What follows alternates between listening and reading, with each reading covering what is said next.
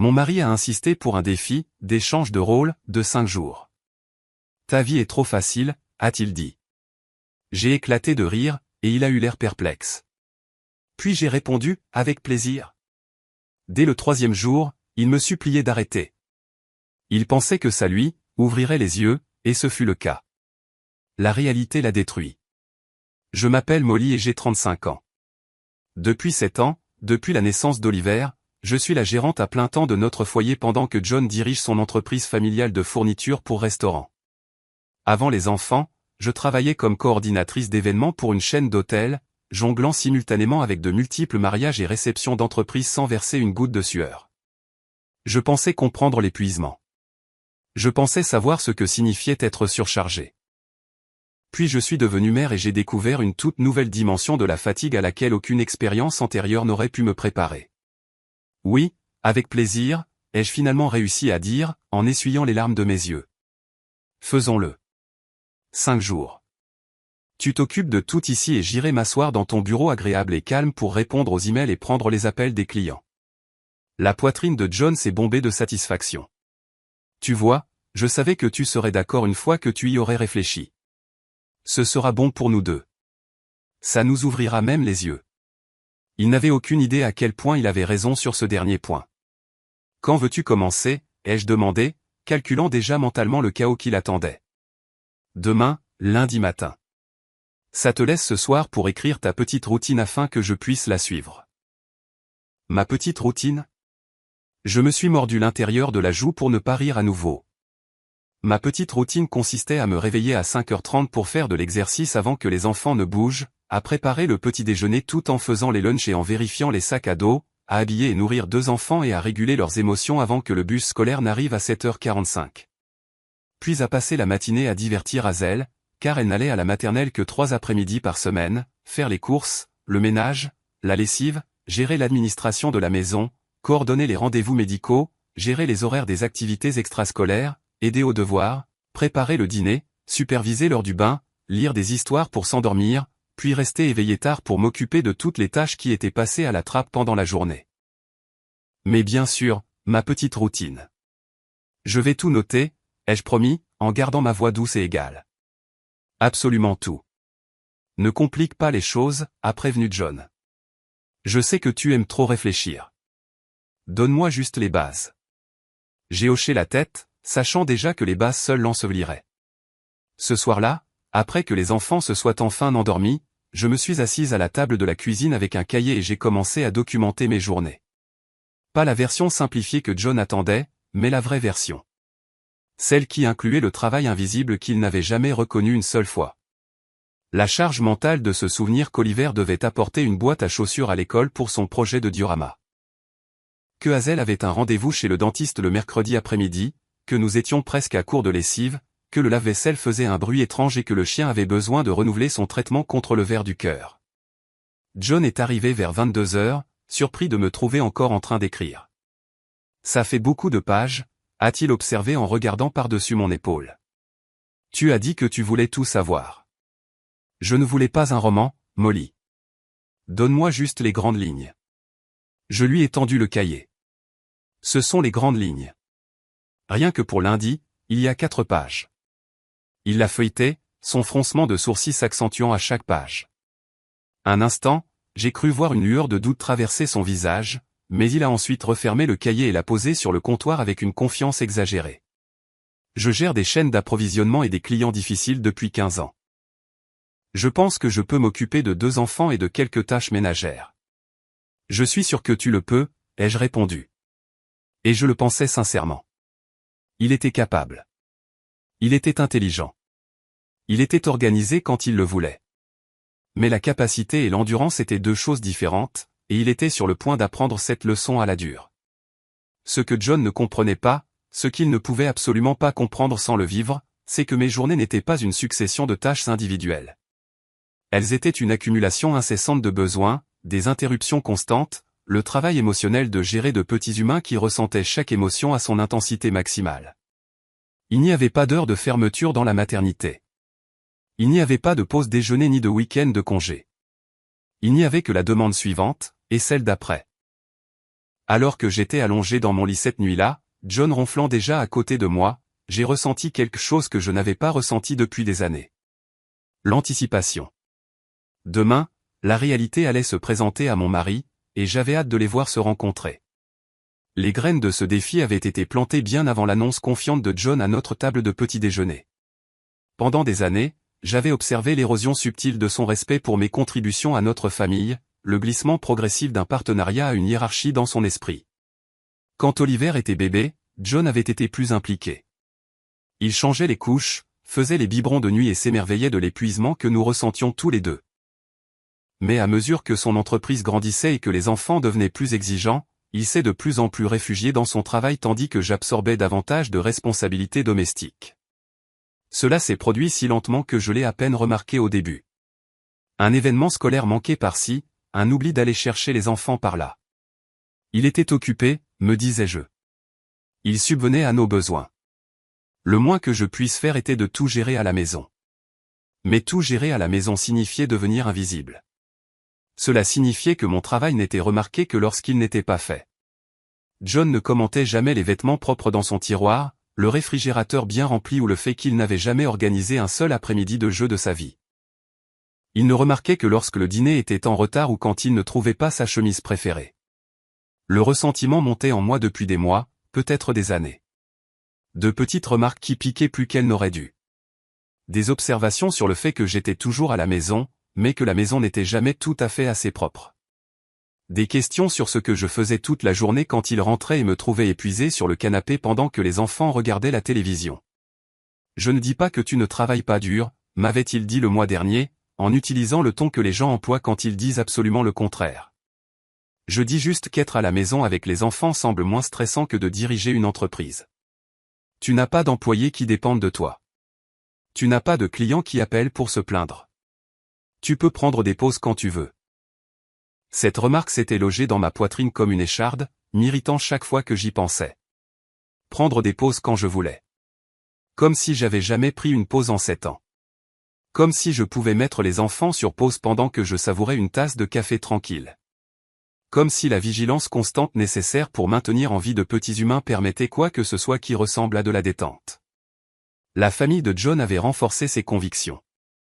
Sa mère, Dorothy, avait été une femme au foyer traditionnel qui semblait tout gérer sans effort, du moins selon les souvenirs d'enfance de John.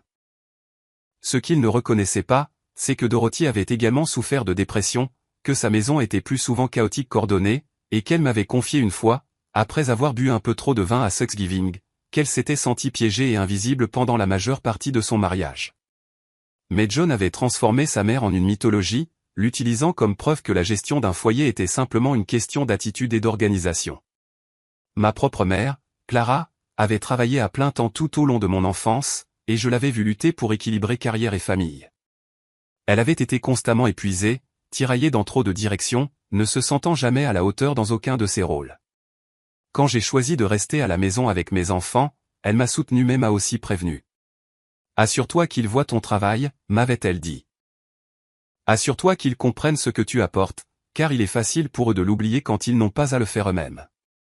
Je n'avais pas assez bien suivi son avertissement. Et maintenant, nous en étions là.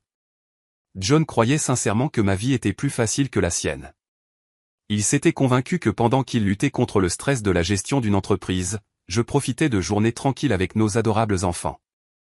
Le problème avec le travail invisible, c'est qu'il reste invisible jusqu'à ce qu'il cesse d'être fait. Jusqu'à ce que le linge s'accumule, qu'il n'y ait plus de nourriture dans le réfrigérateur et que personne ne sache où rien ne se trouve. Alors, soudain, tout le monde le remarque. Alors, soudain, mon travail devient très visible. J'ai passé le dimanche à me préparer pour ma semaine au bureau de John. J'ai préparé 5 tenues, tout organisé pour que les besoins des enfants soient évidents, et j'ai résisté à l'envie de pré-cuisiner des repas ou de faire un nettoyage supplémentaire. Si John voulait prouver qu'il pouvait gérer ma vie, il la gérerait exactement comme moi, en partant de zéro chaque jour. Tu as l'air excité par ça, a observé John alors que je préparais un petit sac pour le bureau. Je pensais que tu serais plus nerveuse à propos de l'entreprise. J'ai hâte d'avoir du calme, ai-je admis honnêtement. Une journée entière où personne ne me demande un encas ou ne pleure parce que sa chaussette est bizarre. Il a ri comme si j'avais fait une blague. Les enfants ne sont pas si exigeants. Il faut juste être ferme avec eux. Être ferme avec eux. 4 mots simples qui révélaient à quel point il comprenait peu de choses. Être ferme avec une enfant de 4 ans en pleine crise parce que sa banane s'est cassée, c'était comme être ferme avec la météo. Ça ne répondait pas à la fermeté. Ça répondait à la patience, à la distraction et à la capacité de rester calme alors que votre système nerveux vous hurlait de fuir. Tu t'en sortiras très bien, lui ai-je dit en lui tapotant le bras. Suis juste le cahier. Je n'aurai pas besoin du cahier. C'est intuitif une fois qu'on a pris le rythme. Bien sûr que ça l'est. Hazel est entrée dans notre chambre, traînant son lapin en peluche par une oreille. Maman, je veux du jus. Papa va être aux commandes à partir de demain, ai-je expliqué. Il va faire tout ce que je fais d'habitude. Elle a regardé John avec un scepticisme que seule une enfant de 4 ans pouvait exprimer. Mais papa ne sait pas où est le jus. Je sais où est le jus, a protesté John. Où, a exigé Hazel. John a marqué une pause. Dans le réfrigérateur. Quelle étagère? Il m'a regardé pour de l'aide. J'ai haussé les épaules. Je le trouverai, a-t-il finalement dit. Hazel a secoué la tête lentement. Maman le met dans ma tasse spéciale. La violette avec les papillons. Pas la bleue. La bleue a une fissure. Je peux m'occuper d'une tasse de jus. Et tu dois le diluer, moitié jus, moitié eau, sinon j'ai mal au ventre. Et l'eau doit être à température ambiante, pas froide. L'expression confiante de John a vacillé de manière presque imperceptible. C'est très spécifique. Ce sont ses exigences, ai-je confirmé. Elles changent chaque semaine, parfois chaque jour. Tu t'adapteras. Ce que je ne lui ai pas dit, c'est que les préférences de Hazel en matière de jus étaient la partie la moins compliquée de ses soins. Attends qu'il découvre ses sensibilités vestimentaires, son rituel rigide du coucher, son effondrement émotionnel complet lorsque les choses ne se passaient pas dans le bon ordre. Attends qu'Oliver ait besoin d'aide pour ses devoirs de maths pendant que Hazel réclamait simultanément de l'attention, que le chien se mettait à aboyer après le facteur et que quelque chose brûlait sur la cuisinière. Attends que la vraie vie lui arrive. Le lundi matin est arrivé avec le chaos que j'avais anticipé, mais que John n'avait pas prévu.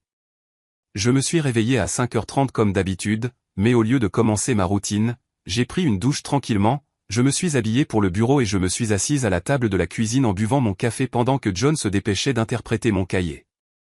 Que signifie le tenue de rechange dans le sac à dos, a-t-il demandé, tournant les pages frénétiquement. Oliver a parfois des accidents à l'école, des problèmes sensoriels. Il devient anxieux et n'arrive pas aux toilettes à temps. Il y a un ensemble de vêtements de rechange dans son sac à dos au cas où ça arriverait. Oliver a des accidents? Il a 7 ans. Ça arrive quand il est stressé. La conseillère scolaire est au courant. Si ça arrive, ils t'appelleront toi au lieu de moi aujourd'hui. Le visage de John a légèrement pâli. Tu ne m'as jamais dit ça. Tu n'as jamais demandé. Hazel est apparue dans l'encadrement de la cuisine, portant un tutu par-dessus son pyjama et une botte de pluie. Papa, je veux mon petit déjeuner. Pas la bouillie d'avoine. L'autre bouillie d'avoine. Il y a plus d'un type de bouillie d'avoine? Le genre avec des dinosaures et des œufs qui éclosent quand on verse l'eau chaude. John m'a regardé, impuissant. J'ai montré l'étagère du haut du garde-manger, derrière la bouillie d'avoine ordinaire. Et l'eau doit être exactement à la bonne température, sinon les dinosaures se dissolvent avant d'éclore. Et puis elle pleure pendant 20 minutes. 20 minutes? Parfois 30. Oliver est entré à son tour, encore à moitié endormi. Maman, où est mon classeur de devoirs? Demande à ton père. C'est lui qui est aux commandes cette semaine. Oliver s'est tourné vers John avec une confusion visible. Papa, tu ne sais pas où est quoi que ce soit. Je vais le trouver. Donne-moi juste une minute. Mais il n'y avait pas de minute à donner. Le bus arriverait dans 45 minutes. Les deux enfants devaient manger, s'habiller, se brosser les dents et rassembler leurs affaires. Et John n'avait même pas encore commencé la bouillie d'avoine. J'ai rassemblé mes affaires et je me suis dirigé vers la porte. Le bus passe à 7h45. Ne sois pas en retard, sinon Oliver doit aller au bureau du directeur pour un billet de retard et il pleure parce qu'il pense qu'il a des ennuis. Attends, où vas-tu? À ton bureau. Tu te souviens, l'échange de rôles. Mais je n'ai pas encore compris comment gérer le matin. Moi non plus au début. Tu apprendras. Je lui ai envoyé un baiser. Bonne chance. J'ai conduit jusqu'au bureau de John, me sentant plus légère que je ne l'avais été depuis des années. L'entreprise était située dans une zone industrielle de la ville, un modeste bâtiment abritant son entrepôt et ses bureaux administratifs. Son entreprise de fourniture pour restaurants distribuait des équipements de cuisine et des produits en gros à des restaurants de tout le nord-ouest du Pacifique. C'était une entreprise solide, bâtie sur 15 ans de travail acharné. Quand je suis arrivé, son assistante Bethany a levé les yeux de son bureau avec surprise. « Molly, est-ce que tout va bien ? John et moi échangeons nos rôles pour la semaine. Il s'occupe des enfants et de la maison. Je m'occupe de l'entreprise. » Les sourcils de Bethany se sont levés presque jusqu'à la racine de ses cheveux. John s'occupe des enfants tout seul pendant 5 jours ? Elle a laissé échapper un sifflement bas. Je lui donne jusqu'à mercredi. C'est peut-être généreux. Je me suis installé dans le bureau de John et j'ai commencé à examiner son calendrier. Il avait 3 appels clients prévus pour la matinée, une réunion avec son chef d'entrepôt à midi, et plusieurs emails qui nécessitaient des réponses. Comparé à la gestion des besoins sensoriels d'une enfant de 4 ans tout en empêchant un enfant de 7 ans de fondre en larmes à cause de ses devoirs, cela semblait presque relaxant. Mon téléphone a vibré à 8h15. Un SMS de John. Où sont les brosses à cheveux ? J'ai répondu, placard du couloir, 2e étagère, dans le panier avec les élastiques. À 8h23, Oliver dit qu'il doit apporter quelque chose pour le montre et raconte. Tu n'as pas mentionné ça. J'ai répondu, c'est à la page 3 du cahier. Le jour du montre et raconte c'est mercredi, pas lundi. Il te teste. À 8h31, Hazel pleure parce que son toast a trop de beurre. J'ai répondu, gratte un peu et dis-lui que tu as arrangé ça. Elle l'acceptera. À 8h47, on a raté le bus. Je n'ai pas répondu à celui-là. Il devrait les conduire à l'école maintenant et se débrouiller avec les procédures de dépôt. L'école avait des règles spécifiques sur les dépôts par les parents par rapport aux arrivées en bus, des entrées différentes pour les différentes classes, et un processus d'enregistrement pour les arrivées tardives. Rien de tout cela n'était compliqué, mais rien n'était intuitif non plus. C'était le genre de connaissances qui s'accumulaient après des années de répétition quotidienne, le genre de connaissances que John ne s'était jamais donné la peine d'acquérir parce que je m'en étais toujours occupé. Mon premier appel client s'est bien passé. Le propriétaire du restaurant devait recommander ses fournitures habituelles et avait quelques questions sur de nouvelles options d'équipement. Le système de catalogue de John était organisé et facile à utiliser. J'ai traité la commande, répondu aux questions et suis passé à l'appel suivant. À midi, j'avais géré toutes les tâches prévues et commencé à m'occuper d'un arriéré administratif que John avait repoussé. Il y avait des factures à examiner, des rapports d'inventaire à rapprocher, et des négociations avec les fournisseurs qui nécessitaient un suivi. Un travail fastidieux, certes, mais un travail tranquille. Personne ne m'a interrompu pour demander un encas ou annoncer qu'il devait aller aux toilettes tout de suite, immédiatement, à la seconde. Mon téléphone avait continué de vibrer tout au long de la matinée avec des SMS de plus en plus désespérés de John. Hazel refusait de manger son goûter. Oliver avait oublié son carnet de lecture et John avait dû retourner à l'école en voiture. Le chien avait vomi sur le tapis.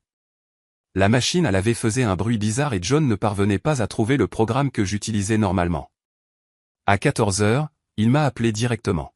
« Molly, j'ai besoin d'aide. »« Qu'est-ce qui ne va pas ? » ?»« Tout. J'ai récupéré Hazel à la maternelle et elle a fait une crise monumentale sur le parking parce que je me suis garé à une place différente de celle que tu utilises d'habitude. Elle a crié pendant 15 minutes. Les autres parents me dévisageaient. Et maintenant, je suis censé commencer le dîner, mais je ne trouve pas la recette que tu as mentionnée. Et Oliver a des devoirs qu'il ne peut pas faire sans aide. Et Hazel n'arrête pas de te réclamer. Sa voix s'est légèrement brisée sur le dernier mot. J'ai ressenti une petite vague de satisfaction mesquine que j'ai immédiatement essayé de réprimer. Il ne s'agissait pas de gagner.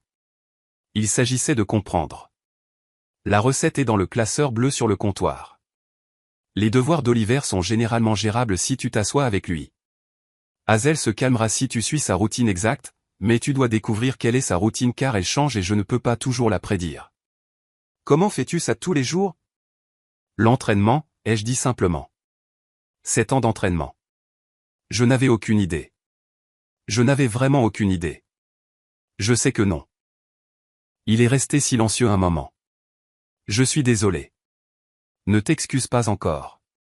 Tu as encore 4 jours. Quand je suis rentré à 18 h, j'ai trouvé John assis sur le canapé avec les 2 enfants regardant la télévision, l'air d'un homme qui avait survécu à une catastrophe naturelle. La cuisine était dévastée. Des jouets étaient éparpillés partout. Mais les enfants avaient mangé et étaient en vie, et ça, je savais par expérience que c'était parfois la seule victoire que l'on pouvait revendiquer. Comment s'est passée ta journée au bureau? A demandé faiblement John. Paisible, ai-je admis. Et la tienne? Il a secoué la tête lentement. Je comprends maintenant. Je comprends pourquoi tu es toujours épuisé. Et aujourd'hui, ce n'était que le premier jour. Je me suis assise à côté de lui et j'ai pris sa main. Ce n'est pas grave. Demain sera plus facile. Tu apprendras les rythmes. Mais je savais, même s'il ne le savait pas encore, que demain serait en fait plus difficile. Car demain, il commencerait la journée déjà épuisée, et c'est là que le vrai défi commencerait. Le deuxième jour a commencé avec Hazel se réveillant à 5h15 parce qu'elle avait fait un cauchemar à propos d'un monstre violet qui vivait dans le placard. Quand j'ai émergé de notre chambre à 6h, j'ai trouvé John assis par terre dans la chambre de Hazel, des cernes sous les yeux, essayant d'expliquer que les monstres n'étaient pas réels, tandis que Hazel insistait avec une certitude absolue que celui-ci l'était.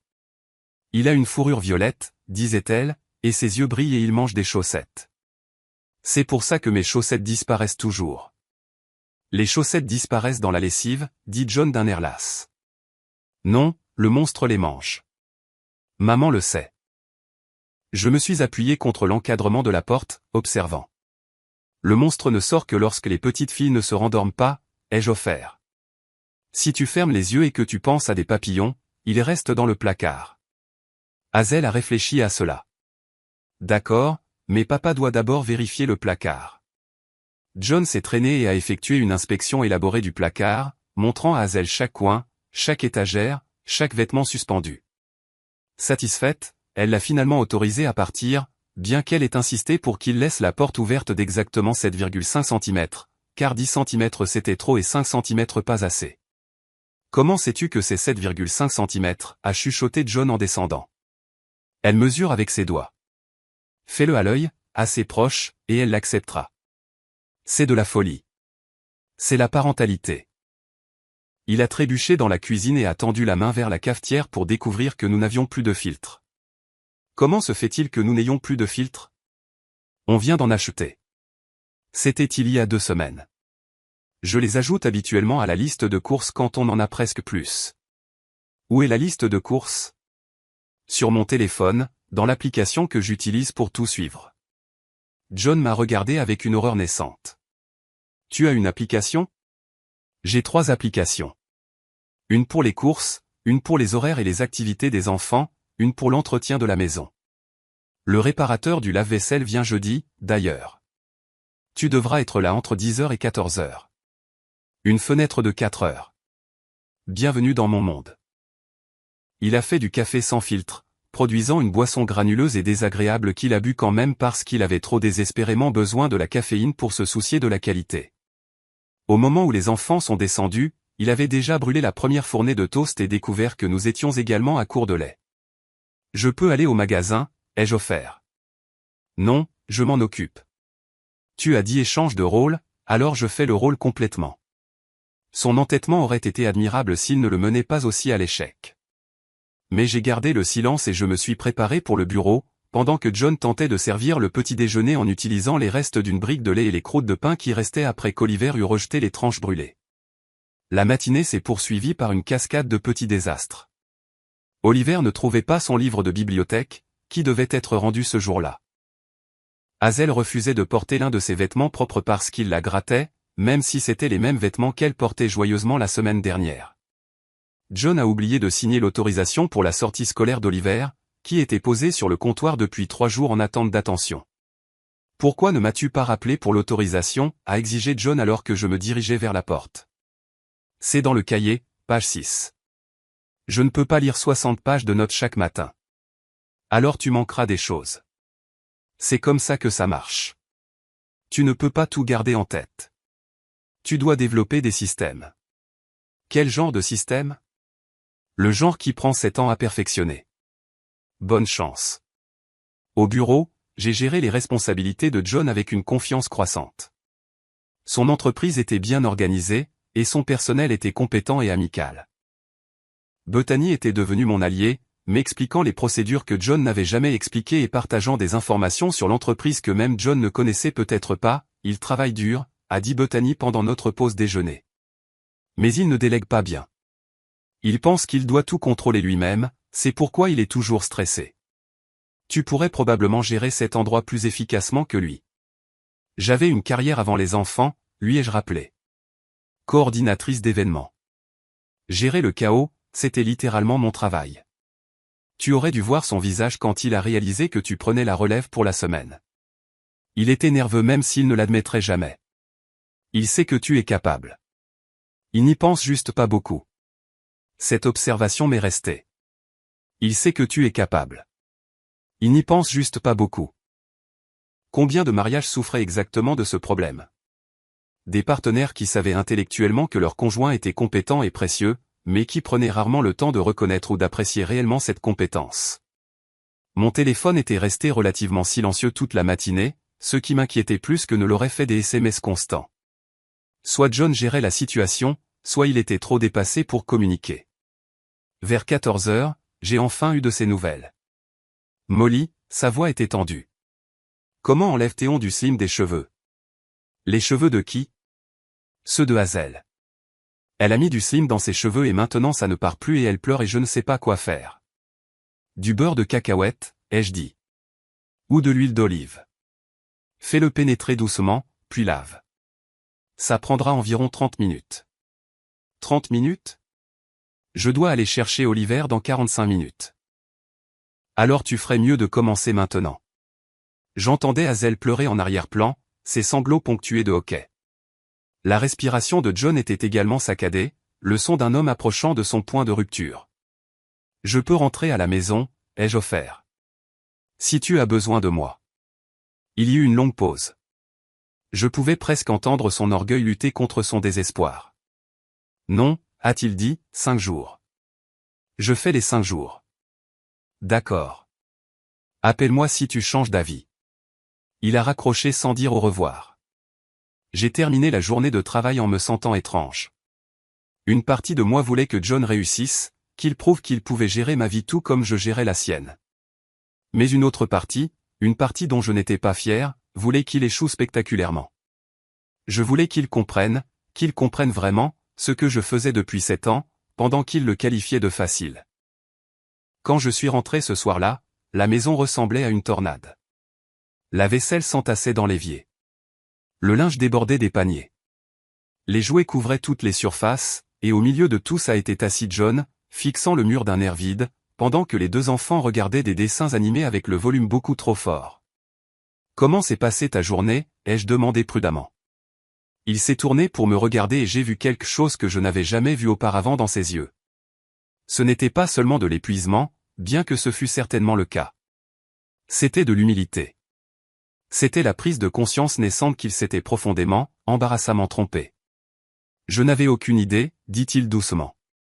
Je pensais comprendre, mais je n'avais absolument aucune idée. Je sais. Comment fais-tu ça, chaque jour? Je n'ai pas le choix.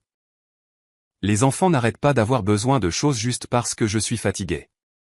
Il hocha lentement la tête. Je crois que je comprends enfin ça. Le 3e jour, c'est là que John a vraiment craqué. Ça a commencé à 5h45 quand Oliver a fait irruption dans notre chambre, annonçant qu'il avait vomi. La gastro-entérite qui circulait dans son école était finalement arrivée chez nous, et elle était arrivée avec une vengeance. En moins d'1 heure, Oliver avait vomi 3 fois de plus. Hazel se plaignait que son ventre était bizarre, et John se tenait dans le couloir, l'air d'un homme qui avait vu l'apocalypse. Les deux? M'a-t-il demandé, la voix à peine un murmure. Ils vont tous les 2 être malades. Probablement. Ça se propage généralement vite dans une maison avec des enfants. Mais je ne peux pas m'occuper de 2 enfants malades tout en faisant tout le reste. Je le fais plusieurs fois par an. Il secoua lentement la tête. Non. Non. Il doit y avoir un autre moyen. On peut appeler ta mère? On peut engager quelqu'un? Je ne peux pas. Je ne peux littéralement pas, bienvenue au 3e jour, ai-je dit, pas méchamment. C'est le moment où tout s'effondre et où tu dois tout maintenir ensemble quand même. Je suis allé au bureau, même si une partie de moi voulait rester à la maison et aider. Mais John avait exigé 5 jours. Il avait insisté sur le fait que ma vie était facile, et si je venais le sauver maintenant, il n'apprendrait jamais la leçon qu'il avait si désespérément besoin d'apprendre. La matinée au bureau a été productive. J'ai traité des commandes, géré des litiges avec des fournisseurs, et j'ai même suggéré un système plus efficace pour le suivi des livraisons, que Bethany disait essayer de mettre en place depuis des mois. John dit toujours que nous n'avons pas le temps pour des changements, a-t-elle expliqué. Mais cela nous ferait en fait gagner du temps une fois mis en place. Mettons-le en place, ai-je décidé. J'ai le reste de la semaine. Voyons ce que nous pouvons améliorer. Pendant ce temps, mon téléphone est devenu une chronique de désastre. 8h15, Oliver a encore vomi dans le salon, sur le tapis. 8h47, Hazel a commencé à vomir aussi. Comment je nettoie 2 enfants en même temps?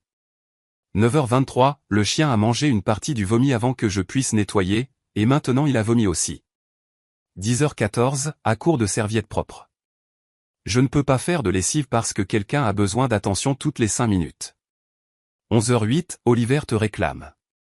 Il n'arrête pas de pleurer et de demander où tu es. Ce dernier SMS m'a transpercé le cœur. Je voulais être là. Je voulais serrer mon fils dans mes bras, lui caresser les cheveux et lui dire que tout irait bien. Mais je savais aussi que ma présence à chaque fois qu'ils étaient malades avait contribué à la conviction de John que s'occuper d'eux était facultatif pour lui. Il devait apprendre qu'il pouvait aussi apporter du réconfort. J'ai répondu par SMS, dis-lui que tu l'aimes et que maman sera bientôt à la maison. Lis-lui une histoire. Laisse-le choisir. 11h42, il veut le livre de la chenille, mais je ne le trouve pas. 11h45, bibliothèque dans sa chambre. 3e étagère, derrière l'encyclopédie des dinosaures. 12h03, trouvé. Il s'est calmé. Hazel dort sur le canapé. Je n'ai rien mangé de la journée. 12h15, il y a des restes de soupe au fond du frigo, dans un récipient bleu. À 13h, John a appelé au lieu d'envoyer un SMS. Sa voix était à peine reconnaissable. Molly, je suis désolé. Pourquoi? Pour tout. Pour chaque fois que j'ai dit que ta vie était facile. Pour chaque fois que je n'ai pas apprécié ce que tu fais.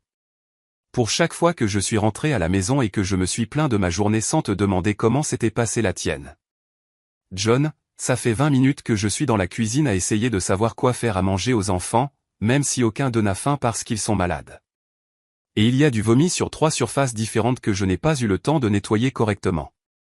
Et la machine à laver est pleine de draps sales que je dois lancer, mais je ne peux pas laisser les enfants seuls assez longtemps pour aller à la buanderie.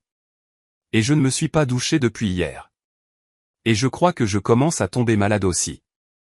Et je ne me suis jamais senti aussi dépassé de toute ma vie. Il pleurait. Mon mari, qui se targuait de son sang-froid et de sa compétence, pleurait parce qu'il n'arrivait pas à trouver comment préparer le déjeuner pendant que 2 enfants malades réclamaient son attention. « Veux-tu abandonner ?» ai-je demandé doucement. « On peut arrêter le défi maintenant. Je vais rentrer à la maison et prendre le relais. » Un long silence. Je pouvais l'entendre respirer, entendre le son étouffé d'un enfant qui toussait en arrière-plan. « Non » a-t-il finalement dit. « Je dois finir ça. Je dois me prouver que je peux le faire. Même si je le fais mal. On n'a pas le droit d'arrêter d'être parent quand les choses deviennent difficiles. Tu n'as jamais abandonné. J'ai voulu abandonner de nombreuses fois.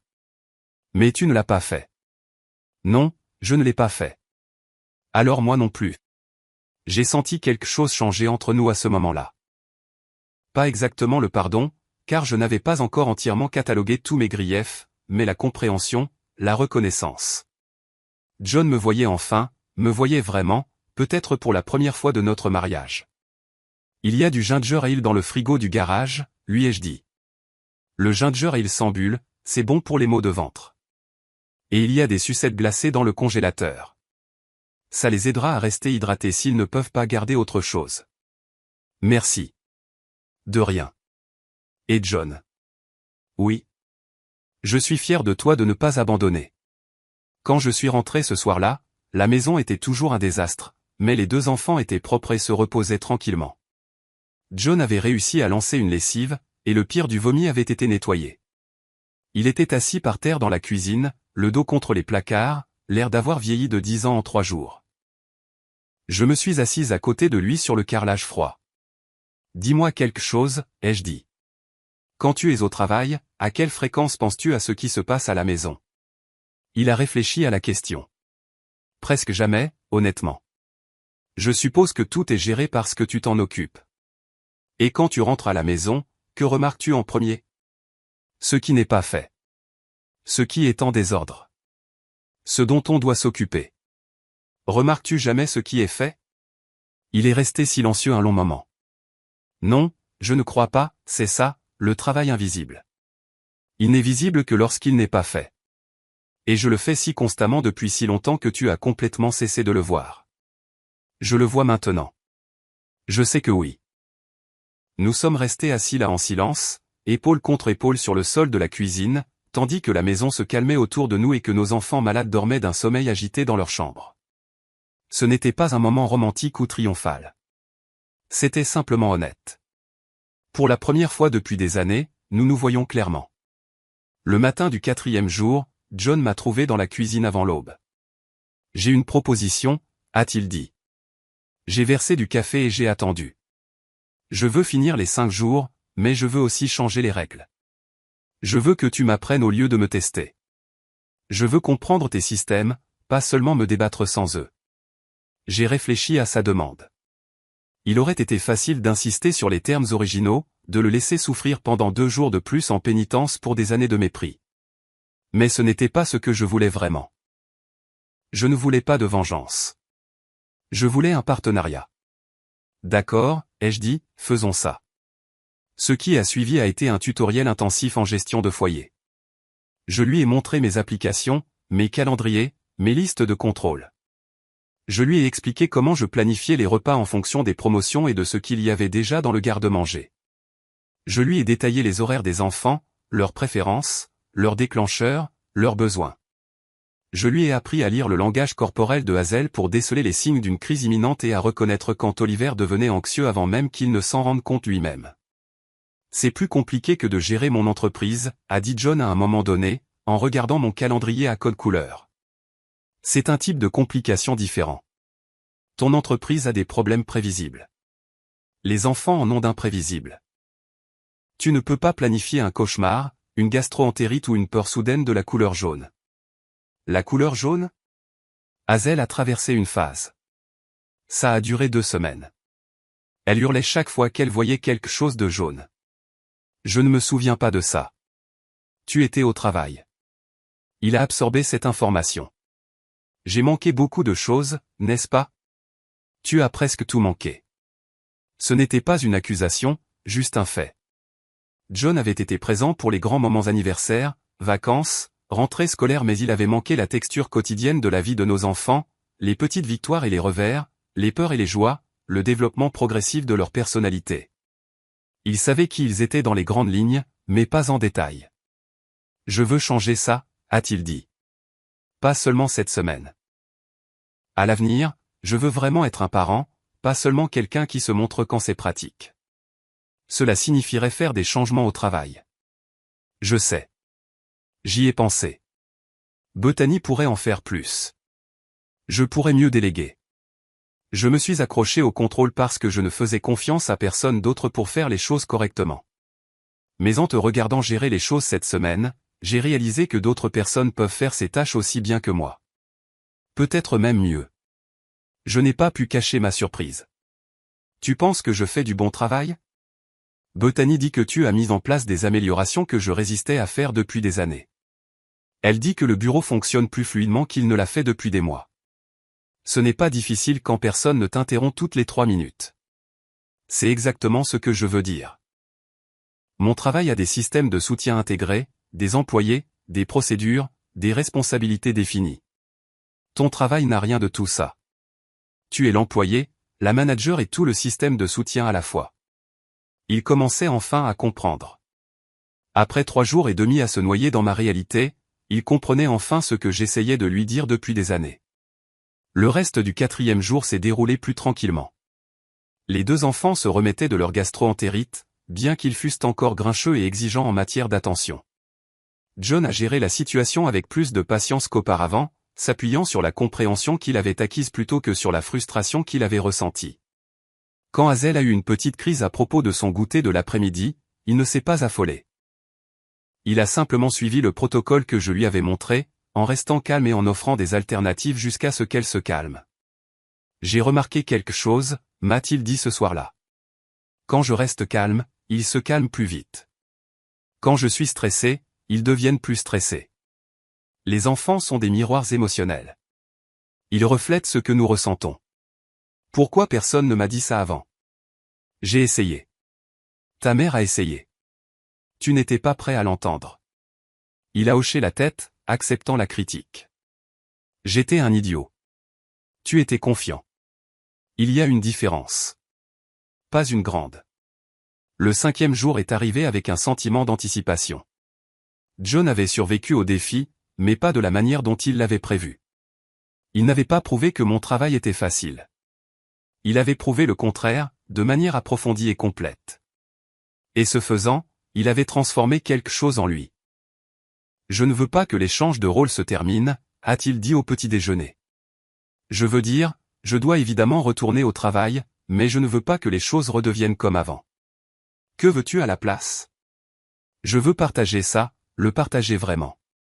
Je veux savoir ce qui se passe à la maison, même quand je suis au travail.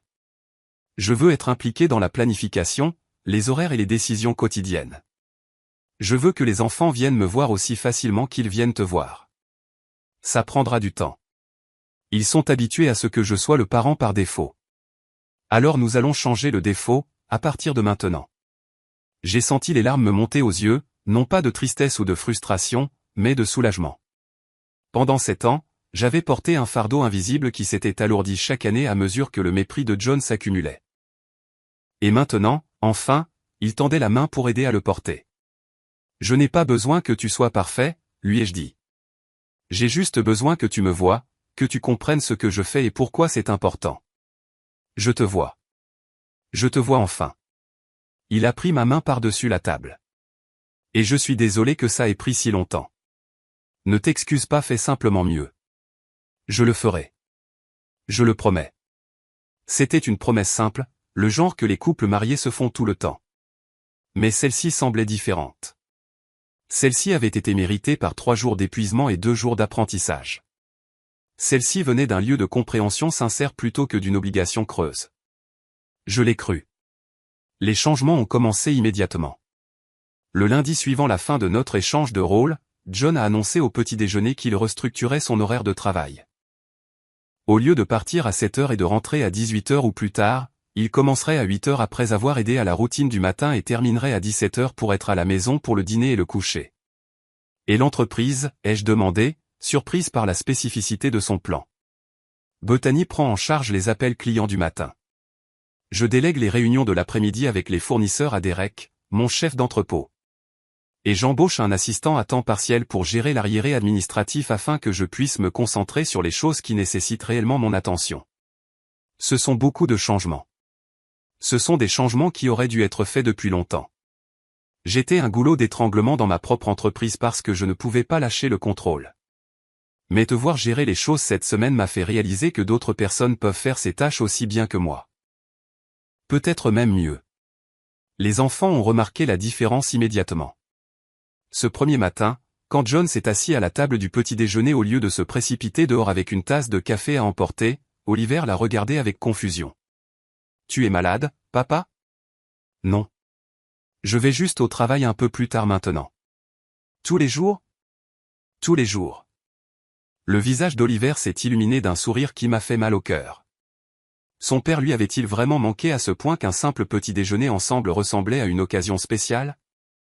N'avais-je pas remarqué comment l'absence de son père l'avait affecté ? « Je veux m'asseoir à côté de papa, » a annoncé Hazel, traînant sa chaise plus près de celle de John. « Papa, tu peux couper ma crêpe ? » Maman la coupe mal. Je ne la coupe pas mal, ai-je protesté. Tu fais des carrés. Je veux des triangles. John a soigneusement coupé sa crêpe en triangles pendant que Hazel supervisait chaque coupe avec une concentration intense. C'était un si petit moment, si insignifiant dans le grand ordre des choses, mais cela signifiait tout. John se montrait présent dans les petites choses qui, additionnées, constituent une enfance. Les semaines suivantes ont apporté d'autres changements. John a pris en charge les courses, en utilisant l'application que je lui avais montrée et en ajoutant des articles à notre liste partagée tout au long de la semaine. Il a assisté à la conférence parents-professeurs d'Oliver pour la première fois. Il a appris le rituel du coucher de Hazel et l'a exécuté avec seulement des modifications mineures qu'elle a acceptées à contre-cœur. Papa lit les voit différemment, s'est-elle plainte un soir après que John l'eut mise au lit. Différent n'est pas mal, lui ai-je rappelé. Elle a réfléchi. D'accord, mais sa voix d'ours est ridicule. Dis-lui comment tu la veux. Je l'ai fait. Il a dit que sa voix est sa voix et que je dois l'accepter. J'ai souri. John posait des limites, tenant tête aux exigences d'une enfant de 4 ans. C'était une progression. Ma propre vie s'est épanouie de manière que je n'avais pas prévue. Avec John qui en faisait plus à la maison, j'avais du temps pour des choses que j'avais abandonnées des années auparavant. J'ai recommencé à courir, juste 3 matins par semaine, mais c'était suffisant pour rappeler à mon corps qu'il pouvait faire plus que porter des enfants et plier du linge. J'ai renoué avec des amis que j'avais négligés, en programmant des cafés et en m'y tenant, et j'ai réfléchi à ma carrière. Pour la première fois depuis la naissance d'Oliver, j'ai sérieusement réfléchi à ce que je voulais faire professionnellement.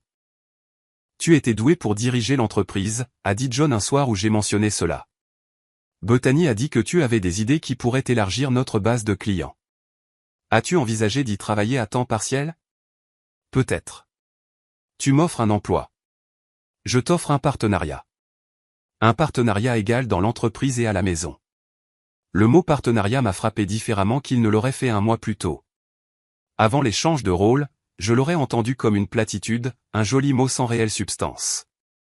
Maintenant, après avoir vu John lutter, apprendre et changer, je l'ai entendu comme une promesse.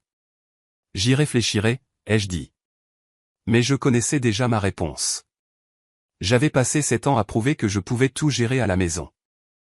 Il était maintenant temps de prouver ce que je pouvais faire d'autre. 3 mois après l'échange de rôle, j'ai officiellement rejoint l'entreprise de John en tant que copropriétaire et directrice des opérations. C'était une étape importante, qui a nécessité des formalités juridiques, une restructuration financière et de longues conversations sur la manière dont nous allions équilibrer les responsabilités professionnelles et familiales. Tu es sûr de ça, a demandé John la veille de mon premier jour. C'est beaucoup à entreprendre. J'entreprends beaucoup de choses depuis 7 ans. Au moins maintenant, je serai payé pour une partie. Il a ri, mais il y avait une vérité dans mes mots que nous reconnaissions tous les deux. Mon travail domestique avait été non rémunéré et non reconnu pendant tout notre mariage. Maintenant, au moins une partie de mon travail serait visible, compensée et respectée. Nous avons engagé une nounou 3 jours par semaine pour aider avec les enfants. Elle s'appelait Gloria, une grand-mère d'une 60aine d'années qui avait élevé 5 enfants et qui rayonnait d'une compétence calme. Hazel l'a immédiatement adorée. Oliver a mis plus de temps à s'habituer, mais en quelques semaines, il demandait de l'aide à Gloria pour ses devoirs avant de nous le demander à nous. « Est-ce que ça te dérange ?» a demandé John. « Qu'il aille la voir en premier. » Non, ce qui me dérange, c'est que j'avais l'impression de devoir tout faire moi-même. Avoir de l'aide n'est pas un échec. C'est la santé mentale. L'entreprise a prospéré sous notre direction partagée. J'ai apporté la structure et les systèmes que John avait résisté pendant des années. Il a apporté les relations et la connaissance du secteur qui me manquaient. Ensemble, nous nous sommes étendus sur de nouveaux marchés, avons rationalisé les opérations et augmenté les bénéfices de 20% au premier trimestre. Mais plus important que le succès de l'entreprise, c'était le changement dans notre vie de famille. John n'était plus un invité dans sa propre maison. Il savait où les choses étaient rangées. Il comprenait les routines des enfants. Il pouvait réconforter Hazel après un cauchemar ou aider Oliver à surmonter une crise de devoir sans m'appeler pour des instructions. Un soir, je suis rentré tard d'une réunion pour trouver John et les 2 enfants dans la cuisine, couverts de farine et riant aux éclats. On fait des pizzas, a annoncé Hazel. Maison. Je vois ça. Où as-tu appris à faire de la pâte à pizza? YouTube, a admis John. Ce n'est pas parfait, mais les enfants voulaient essayer quelque chose de nouveau. J'ai regardé le désastre de la cuisine. De la farine sur toutes les surfaces, de la sauce tomate éclaboussée sur le comptoir, du fromage éparpillé sur le sol, et j'ai senti les larmes me monter aux yeux.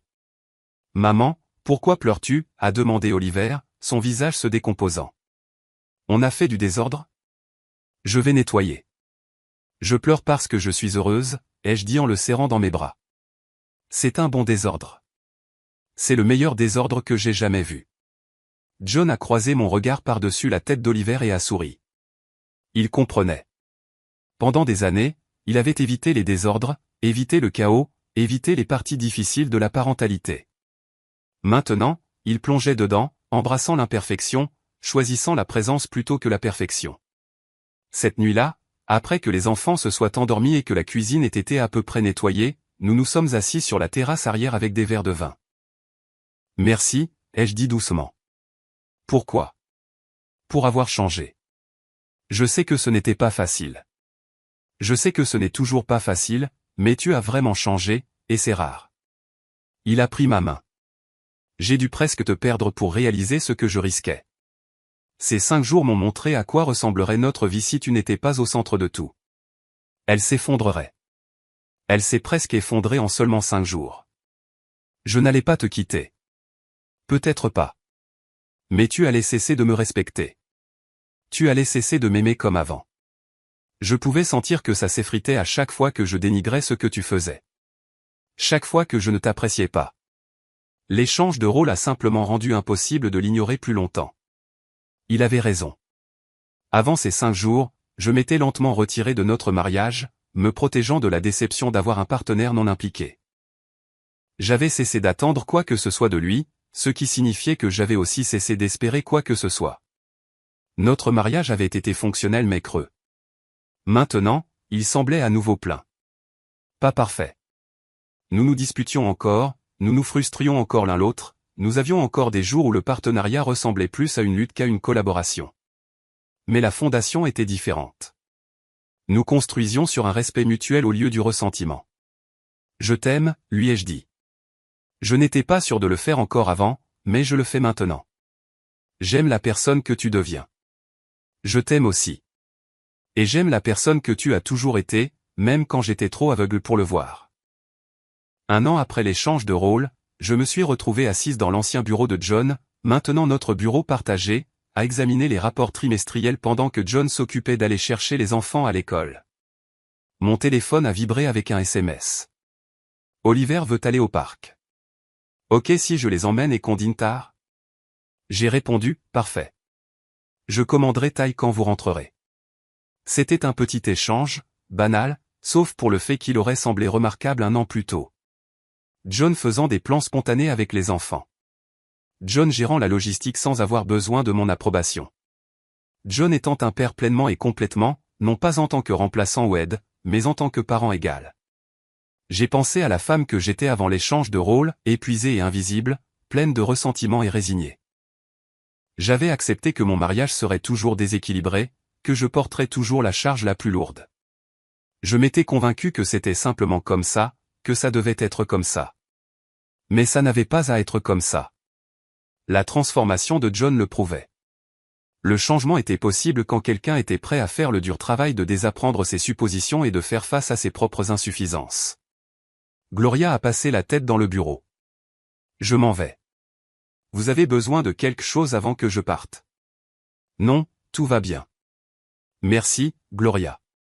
Les enfants ont été merveilleux aujourd'hui. Oliver a fini tous ses devoirs sans se plaindre, et Hazel n'a eu qu'une petite crise à propos de ses chaussettes. J'ai souri. C'est un progrès pour les chaussettes. Elle grandit. Ils grandissent tous les deux. Après le départ de Gloria, je suis resté seul dans le bureau silencieux, savourant la solitude. Autrefois, le silence m'avait semblé un luxe que je ne pouvais jamais me permettre. Maintenant, c'était une partie régulière de ma semaine, obtenue grâce à une planification minutieuse et une responsabilité partagée. Ma mère avait eu raison toutes ces années auparavant. J'aurais dû faire en sorte que John voie mon travail. J'aurais dû exiger de la reconnaissance. Mais peut-être que le chemin que nous avons emprunté était le seul qui l'aurait vraiment changé.